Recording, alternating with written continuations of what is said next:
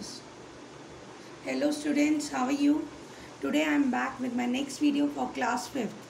In this video I will explain chapter number 4 of grammar section, which is from the book Language Structure.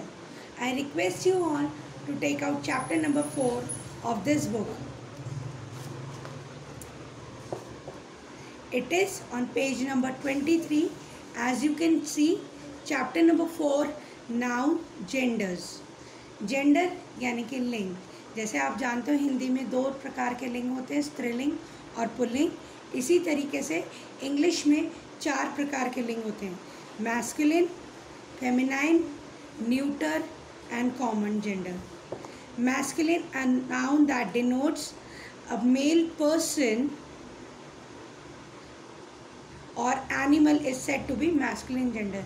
जब हम पुरुष जाति में किसी भी इंसान का या जानवर का जिक्र करते हैं तो वो आ जाते हैं आपके मैस्कुलिन जेंडर में. जैसे boy, king, tiger, author, uncle, lion, brother, dog etcetera. ये सारे आपके मैस्कुलिन जेंडर हैं.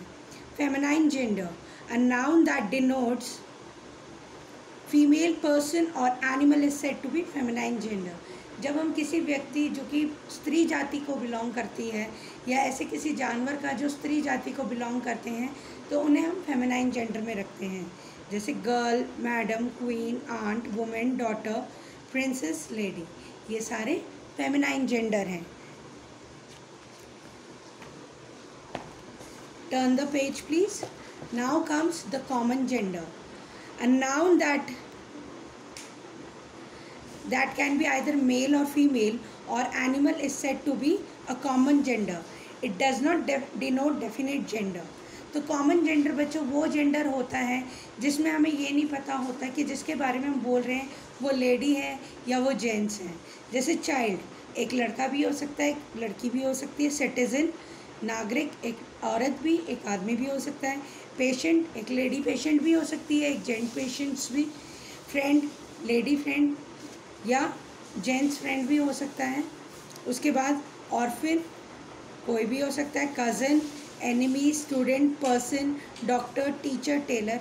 इसमें हम ये नहीं कह सकते कि जिसके बारे में हम बोल रहे हैं वो मेल है या फीमेल है. तो ये होते common gender.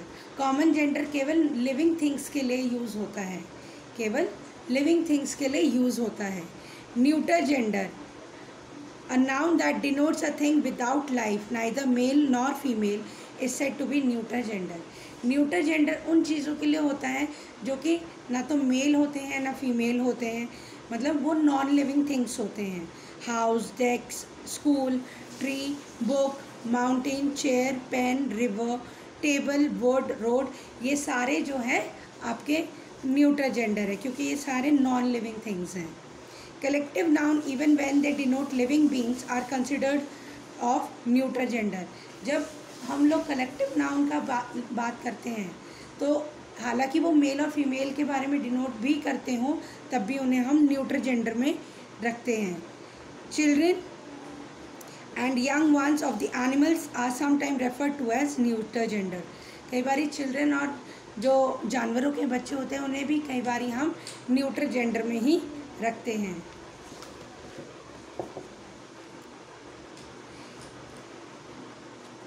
When object without life are personified, they are considered of the masculine gender or the feminine gender. Masculine gender में death, time, war, revenge, etc. The feminine gender, example spring, moon, nature, truth, peace, nature, mercy. ये सारे हालांकि है तो non living thing लेकिन हम इन्हें feminine gender में रखते हैं. Formation of feminine gender. There are 3 ways of forming feminine gender of a noun by using a different word. हम वर्ड ही चेंज कर देते हैं. जैसे bachelor, maid, boar, sow, buck, doe, bullock, cow, cock, hen, colt, filly. Example are given on page number 25. You can read it and just go through it. By adding a word, केवल एक word add करने पे हम masculine को feminine में gender में change कर देते हैं. जैसे बेगर मैन है, बेगर वुमेन हो गया.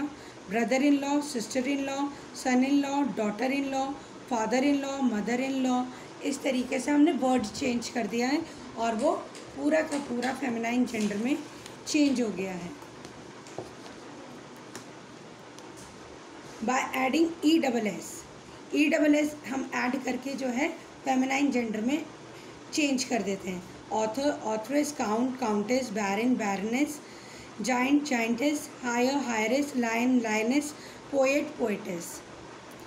By adding ES to the masculine gender after dropping the vowel of the last syllable, मतलब लास्ट सिलेबल में से अगर हम वॉवल हटा दें और ESS ऐड कर दें, जैसे एक्टर में से हमने O हटा दिया है और R के बाद हमने ESS ऐड कर दिया है, तो वो फेमिनाइन जेंडर में ऐड हो गया।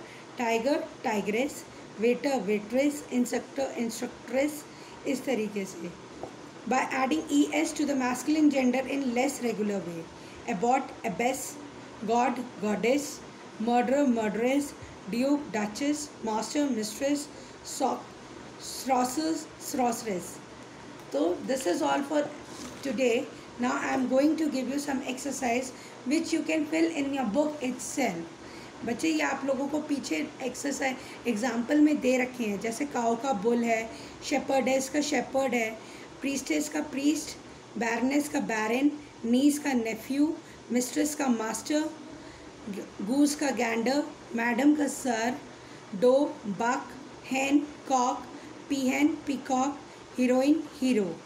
इधर भी वही करना है, हमने फेमिनाइन में चेंज करना है। हमने इधर मैस्कुलिन में चेंज किया था, इधर फेमिनाइन में। ड्यूक, डचेस, होस्ट, होस्टेस, बक, डो, विडो, विडोअर, विडो। इस तरीके से आप लोग चेंज कर सकते हो। बाकी हेल्प के लिए आप एग्जाम्पल देख सकते हो, पेज नंबर 24, 25, 26 पे दे रखे हैं। अब हमें सेंटेंसेस लिखने हैं इनके जेंडर चेंज करके। जैसे पहला मैंने कर रखा है, the father always help her daughter in her work. तो फादर, मदर की जगह पे क्या हो जाएगा, फादर, हर की जगह पे हिज, डॉटर की जगह पे सन, हर की जगह पे हिज हो जाएगा। सेकंड वाले में काउंट की जगह पे काउंटेस हो जाएगा, क्वीन की जगह पे किंग आ जाएगा, were good friends, were good friends. बाकी सेंटेंस एज इट इज़ लिखना है। जो चेंजेस मैं इधर कर रही हूँ वही चेंजेस आपने, ये वाली एक्सरसाइज आपकी नोटबुक में होगी। प्लस इससे पहले आपके मैस्कुलिन, फेमिनाइन जेंडर वगैरह की डेफिनेशन भी होगी। तो ये एक्सरसाइज आप लोगों को समझ में आ गई होगी। I hope you have all got this and you can do it in your fair notebook. This is all for today, and rest of the exercise you can do it with yourself. This will be also done in the notebook, and this you can do in your book itself. ये वाली D exercise और C exercise book copy में होगी। I am repeating, copy में introduction में आपने masculine, feminine, neuter और common gender की डेफिनेशन लिखनी है, फिर C और D एक्सरसाइज करनी है। इसके अलावा आपने इस चैप्टर में से कुछ भी नहीं करना है।